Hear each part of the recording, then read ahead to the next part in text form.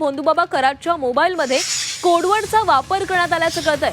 2,500 पेक्षा अधिक नंबरसाठी हा कोडवर्ड वापरण्यात येत होता। राजकीय नेत्यांचे नंबर हे डमी नावाने सेव्ह करण्यात आले होते अशी देखील एक महत्त्वाची माहिती समोर आली आहे। पुन्हा एकदा आमचे प्रतिनिधी योगेश खरे यांच्याकडे जाऊयात। योगेश, 2,500 पेक्षा अधिक नंबरसाठी कोडवर्ड वापरण्यात आलेला होता। सोबतच राजकीय नेत्यांचे नंबर जे ते डमी नावाने सेव्ह केले होते। काय पोलिसांच्या हाती अधिकची माहिती लागली आहे? अशोक कराड हा 2 मोबाईल वापरत होता। जो त्याच्या नावावर रजिस्टर होता तो मोबाईल आणि एक विदाऊट रजिस्टर असलेला मोबाईल जो त्याच्या नावावर नव्हता। तो मोबाईल कोणाच्या नावावर होता हे शोधण्याचं काम पोलीस करतायत। या जो दुसरा मोबाईल होता त्या मोबाईलमध्ये अनेक पीडित महिलांचे नंबर आहेत, ज्यामध्ये त्यांना सुद्धा कोडवर्ड वापरण्यात आलेले आहेत आणि त्याचबरोबर काही राजकीय नेत्यांचे मोठ्या राजकीय नेत्यांचे सुद्धा नंबर आहेत। त्याला सुद्धा वेगवेगळे अशी कोड असलेली नावं देण्यात आली आहे। त्या समजत नाहीये पोलिसांना की हे नंबर कुणाचे नेमके आहेत।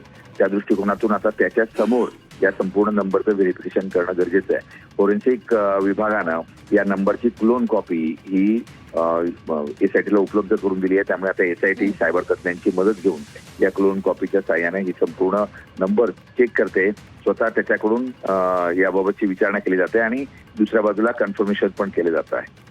नक्कीच योगेश, धन्यवाद दिलेल्या सविस्तर माहितीसाठी।